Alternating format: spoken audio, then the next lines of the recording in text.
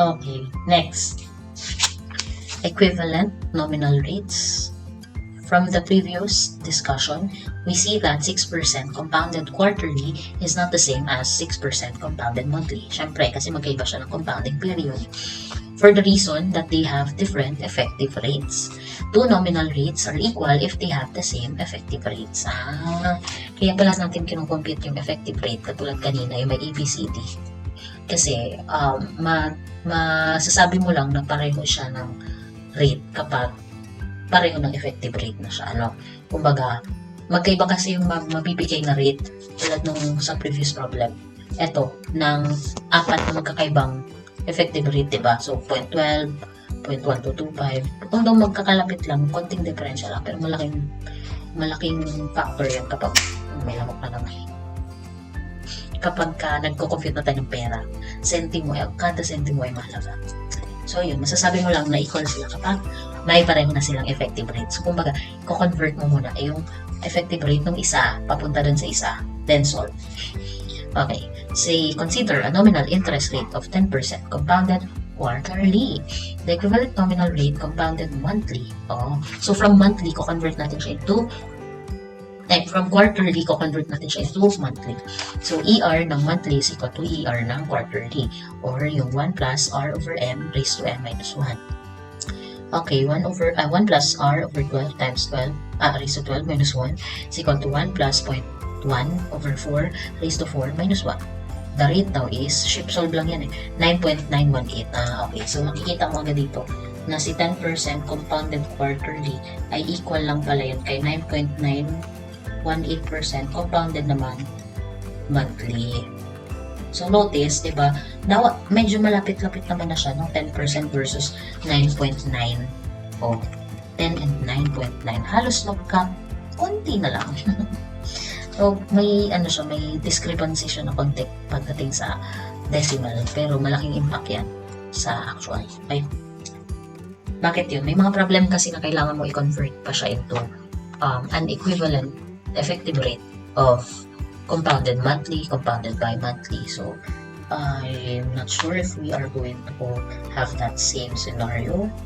Pero we'll see. Sige, on the next problems.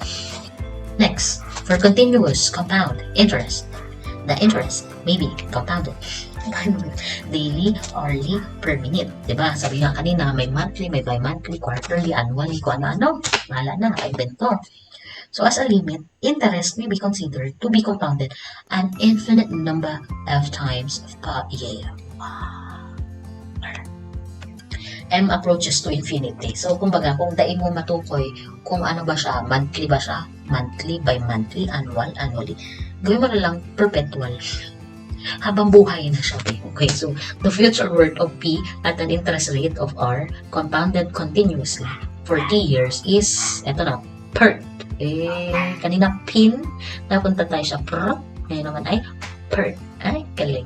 F is equal to P times E. Exponential po yan. As in yung E na ang value ay something.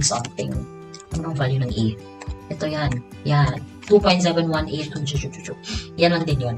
Hindi siya variable Ano siya? Constant. So, E raised to R T. Mas madali nga mag-solve ng compounded interest na continuous kasi so, what do I mean? Tingin nga, the nominal interest of 4%. How much is my 10,000 worth in 10 years in a continuous compounded amount? And when will the amount double? Alright. Sige, unahin natin yung tanong. How much is my worth? Magkano na yung 10,000 pesos ko after 10 years kapag ang rate is 4%? Compounded continuously. Okay. So, this 10,000 pala dyan is how much din, diba? So, present worth na lang. Si future worth ay, ano naman formula? That's PE per. Now, I have P given 10,000. E is a constant, yung 2 point something. Right? Ano yung R? 4%. Yan yung R, diba? 4%. Ano yung T? 10 years. So, walang ano-ano, compute agad. Sige daw. Paunahan tayo. Competitive. E, please 2. Ay, sorry, ba't 5? raised to R or actually yung pinag-percent ko, pwede nyo naman i-convert na ng 0.04. Pero ako kasi, medyo tanga ako sa decimal. So, halimbawa, ano ba sinasabi ko? Halimbawa, 4%, diba? Yan, ginaganyan ko pa sa calcul para malaman ko na 0.04. Minsan, namamali pa ako yan, nagiging 0.004. So, ako, para di ako magkamali sa pagtuturo, lalo na, hindi ako pahiya sa inyo, kakaya naman sa inyo. Ginagawa ko siyang percent. Okay? So, additional information for the information of so many people. Okay? So, ano na, 4%. Nawala tuloy yung times 10.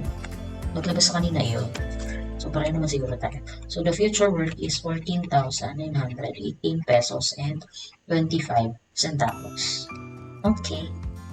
Pero wait, may tanong pa, when will the amount double? So, we all know that after 10 years pa, magiging 14,918.25 na siya. Ibig sabihin, madoble siya at 20,000, malamang kasi doble ng 10K. Ito na yung future. Ang present natin, 10K. O, anong tinatanong? When? Okay, so time ang nawawala.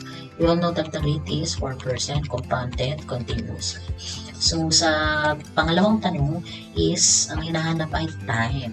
So, we have 20,000, idadire ko na, is equal to 10K raised to times E raised to 4% T. So, T is, logarithmic na lang yan. Ship solve is equal to alpha E raised to 4% alpha X. Ayan, dahil exponential, mag-alat kayo na medyo maliit-liit na. Ayan. Pareho ba tayo? So, after 17.33 years, saka pa lang dodoble yung 10,000. Medyo matagal mo.